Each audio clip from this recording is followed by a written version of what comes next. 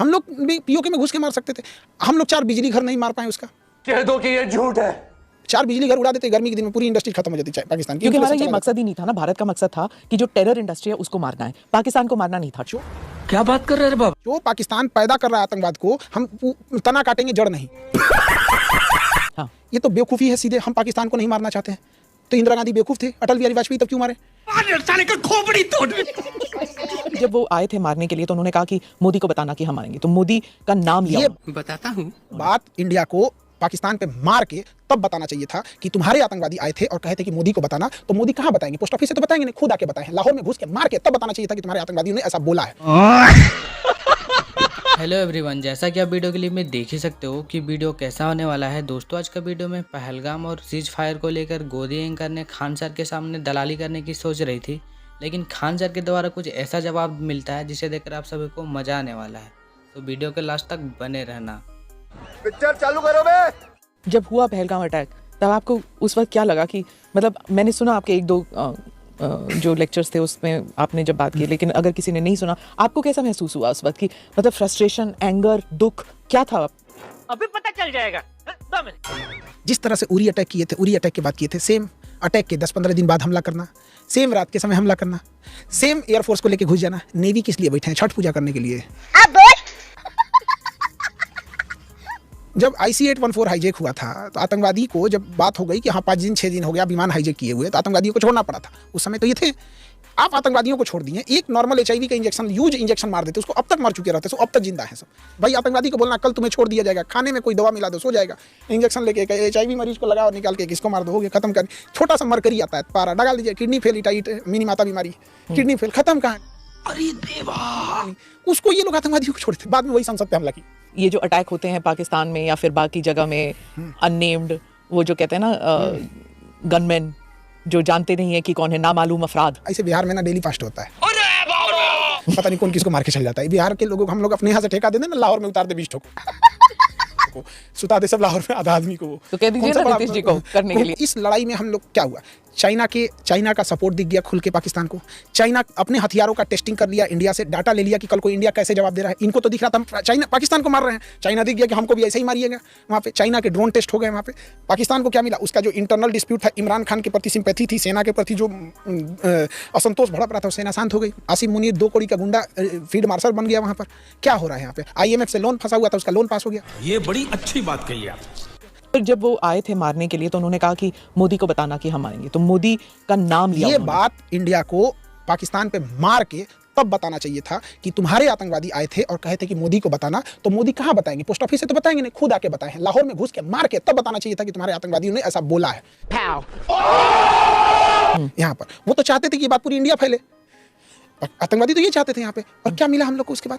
अरे कम से कम इतना घुस के मारना चाहिए और डेड बॉडी खींच के लाना चाहिए पाकिस्तान से, और मेडिकल कॉलेज को देना चाहिए, चीर चीर के पढ़े सब बच्चे वहाँ पे, अच्छे से ऑपरेशन सीखे सब, पाकिस्तानियों को खींच के ले आना चाहिए यहाँ पे।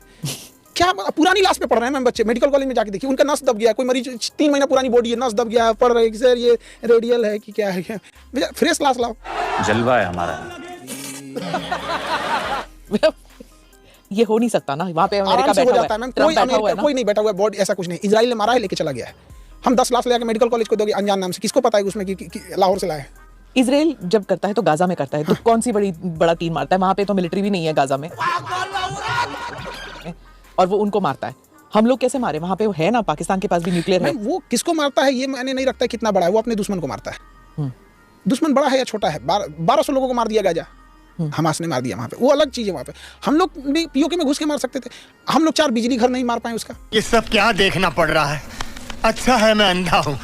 4 बिजली घर उड़ा देते, गर्मी के दिन में पूरी इंडस्ट्री खत्म हो जाती है पाकिस्तान की। क्योंकि हमारा ये मकसद ही नहीं था ना, भारत का मकसद था कि जो टेरर इंडस्ट्री है उसको मारना है, पाकिस्तान को मारना नहीं था। अभी बदत है भाई, अभी बदत है। जो पाकिस्तान पैदा कर रहा है आतंकवाद को, हम तना काटेंगे, जड़ नहीं। हाँ। ये तो बेवकूफ़ी है सीधे। हम पाकिस्तान को नहीं मारना चाहते हैं तो इंदिरा गांधी बेवकूफ थे, अटल बिहारी वाजपेयी तब क्यों मारे?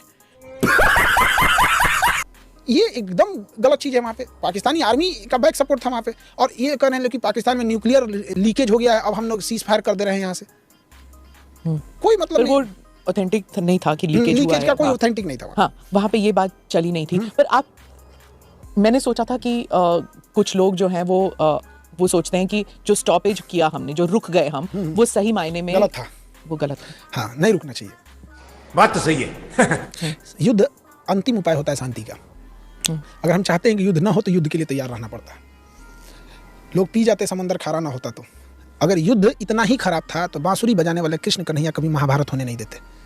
कुछ होते हैं यहाँ पे युद्ध रहना, हर भगवान को देखिएगा शांति के प्रतीक हैं, लेकिन सबके पास अपना हथियार है। करुणा से भरे हमारे बजरंग बली, लेकिन गदा साथ में रखते हैं, करुणा से भरे हुए, क्या नहीं मांगने पे देते हैं यहाँ पे। कृष्ण भगवान हमेशा कौरवों से तो ऐसे बात करने गए थे 5 गांव मांगने, जैसे कोई बहुत एक याचक है, साधारण याचक, सुदर्शन चक्र लेके। तो युद्ध के लिए तैयार। खान सर से कितने लोग सहमत हैं कमेंट में जरूर बताना। आज देश में राष्ट्रपिता महात्मा गांधी, जवाहरलाल नेहरू और सरदार वल्लभ भाई पटेल को लेकर भी कई पार्टियों द्वारा भ्रमित किया जाता है। उसे लेकर खान सर का क्या कहना है, ये वीडियो में देखते हैं। ये राष्ट्रपिता हमारे गांधी जी थे जो नॉन वायलेंस के प्रतीक थे, तो फिर वो भी तो है ना। गांधी जी नॉन वायलेंस के पुजारी थे। उस समय देश आज़ाद नहीं था। संगठन को लंबे समय तक बचा के रखने के लिए एक जरूरी था, क्योंकि अंग्रेजों के पास हथियार इतने ज़्यादा थे कि संगठन बनाने में टाइम लगता है। अगर हम एक गर्म दल बनाते थे 10 साल में, वो 10 दिन में खत्म करके रख देते थे। जब लाशें गिरती थी तो लोगों का मोटिवेशन गिर जाता था।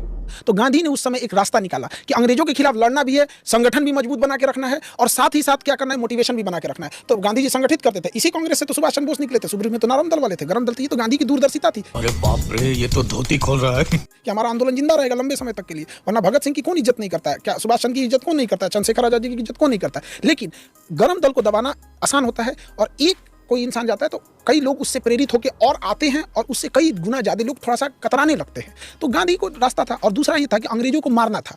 तो जब कोई मरीज बीमार होता है तो उसे टैबलेट भी दिया जाता है, इंजेक्शन भी दिया जाता है। तो भगत सिंह इंजेक्शन थे, गांधी जी टैबलेट थे। दोनों दिए। पे तो गांधी जी का ही फेस आता है ना। पे तो गांधी जी का ही फेस आता है ना। तुम्हारे जैसे लोग इस देश के लिए श्राप है। लंबा समय इसमें किसी को लगता है कि गांधी का नहीं होना चाहिए, किसी को लगता है गांधी का होना चाहिए, लेकिन एक आंदोलन को 40 साल तक खींचने वाला इंसान था। एक इतना लंबा कार्यकाल किसका था? लंबे समय तक खींचा था उस इंसान ने।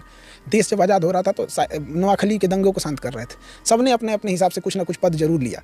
यही नहीं, अभी और सुनिए।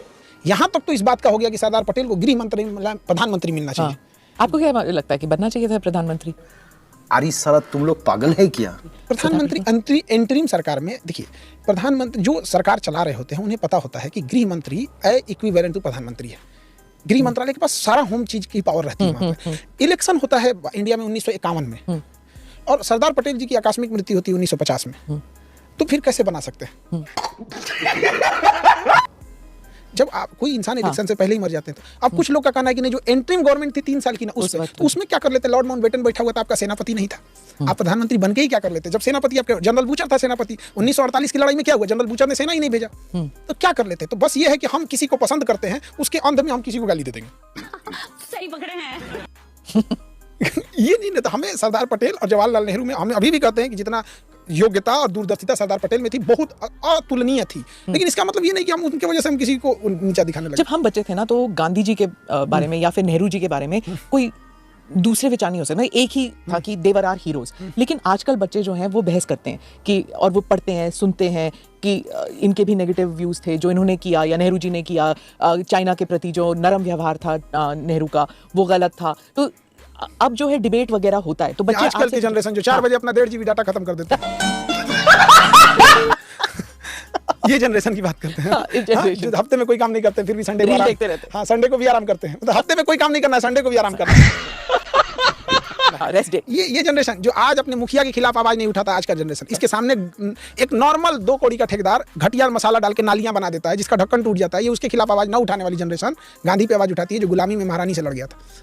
फाइनली आज का वीडियो खत्म हो चुका है। आज का वीडियो बस इतना ही। वीडियो आपको कैसा लगा कमेंट में ज़रूर बताना, और ऐसे वीडियो देखने के लिए चैनल को सब्सक्राइब जरूर कर लेना। तो मिलते हैं नेक्स्ट वीडियो में, तब तक के लिए bye. Thank you for being here. बहुत बहुत धन्यवाद।